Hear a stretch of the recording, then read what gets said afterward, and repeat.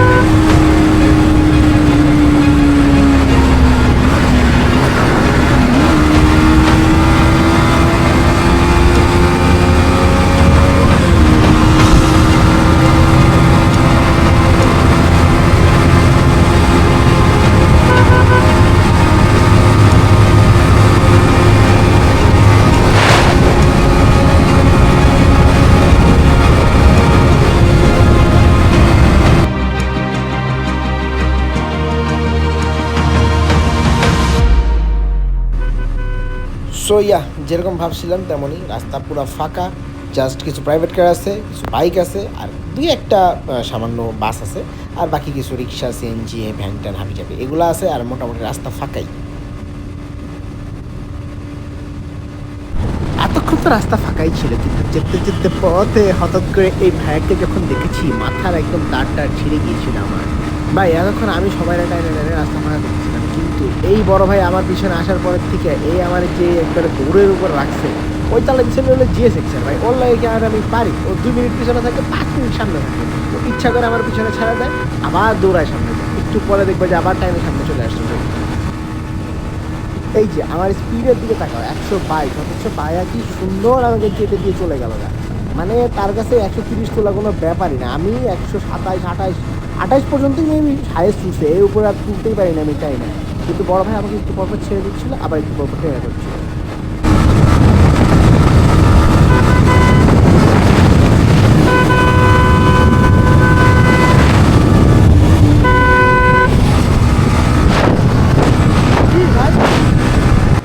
এই জায়গায় লিটারেলি ভাই পিছিয়ে কান্দে উঠতে গেছিল আমার।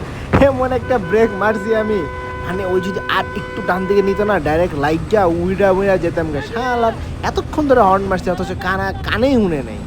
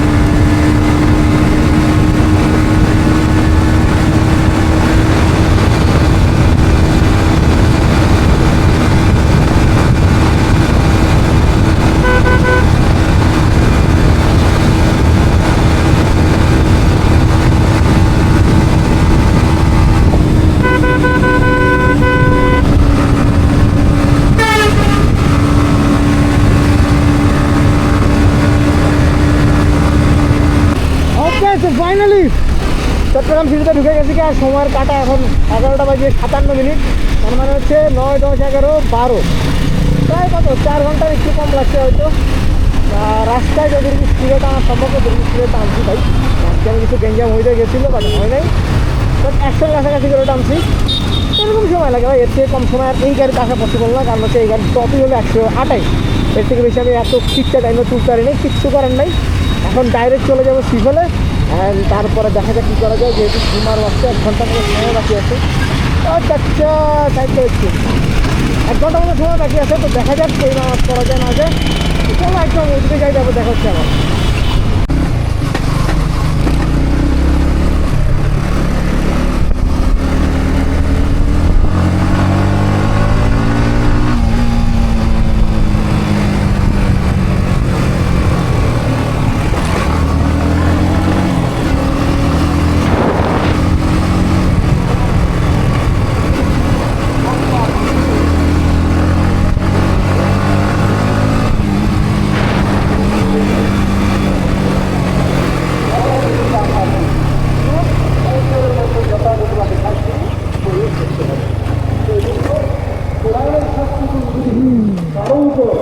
পরিপূর্ণভাবে বাস্তবায়ন করা হয় সেই সমাজের মধ্যে জেনা, ব্যভিচার, পাপাচার, অনাচার, দুরাচার, হত্যা, লুটতরাজ, দুর্নীতি, মিথ্যা সাক্ষী, এই ধরনের মিথ্যা মামলা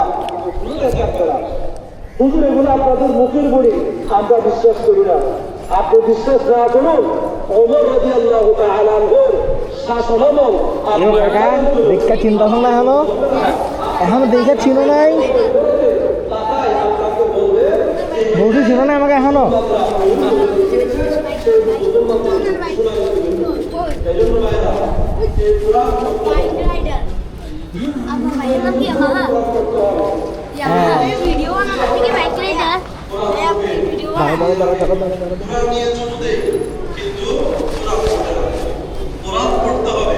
বিশুদ্ধভাবে আমার কোরআনের মধ্যে কি বলেছে সেটাও জানতে হবে। এই যে ওয়ালাকুম ফিল কিসাসি হায়াত, বেবিচার অন্যায় শাস্তি কি, সুরের শাস্তি কি, মিথ্যা। ও হিলু গাই সিফেলে ঢোকার পর আসলে আমি একটু হারাই গেছিলাম গা। তো এই 3 ঘন্টা না 4 ঘন্টা একটু ঘোরাঘুরি করলাম সিফেল এলাকা ঘুরে টুরে। এখন সন্ধ্যা না রাত হয়ে গেছে, কটা বাজে? রাইতের 9:52 বাজে, মানে হচ্ছে 10টা বাজে। এখন বেরাবো মূল যে অনুষ্ঠানের জন্য এসেছি সেই অনুষ্ঠানে যাওয়ার জন্য। আগে অনুষ্ঠানে যাই, তারপরে দেখাচ্ছি কিসের অনুষ্ঠান।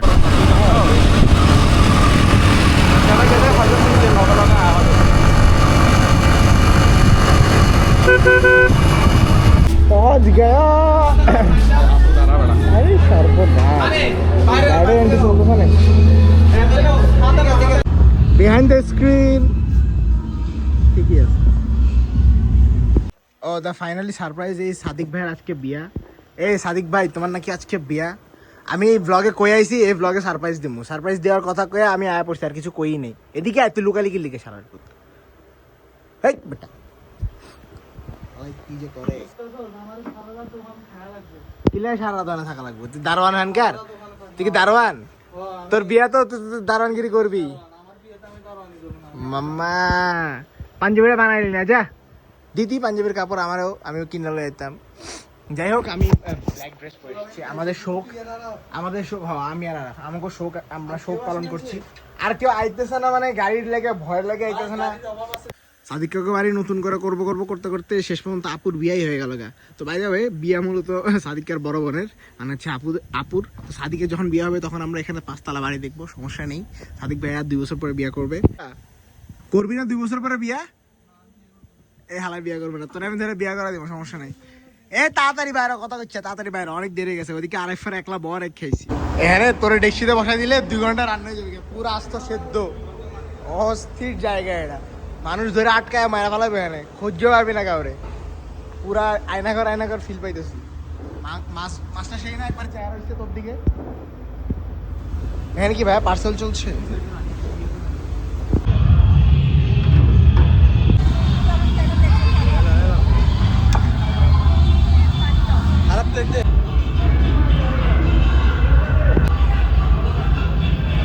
শেষ, হলুদের অনুষ্ঠান শেষ গাইজ। এখন কালকে আমরা বিয়ে খেতে এসে কাঁপাবো। আপাতত এখান থেকে বিদায় নিচ্ছি। ওকে, সো ফাইনালি দেখতে দেখতে আজকের ব্লগটা এতটুকু ছিল, বাসায় চলে আসছি। আর দেখা হচ্ছে পরবর্তী ব্লগে। আর এটা যদি জাস্ট কেন হচ্ছে হলুদের ব্লগ, তারপর বিয়ের ব্লগ আসবে, তারপরে আরও ব্লগ আসার কথা আছে, আমি শিওর না এখন আসবে কিনা। তো দেখতে থাকো, দেখা হচ্ছে পরবর্তী ব্লগে। আল্লাহ হাফেজ।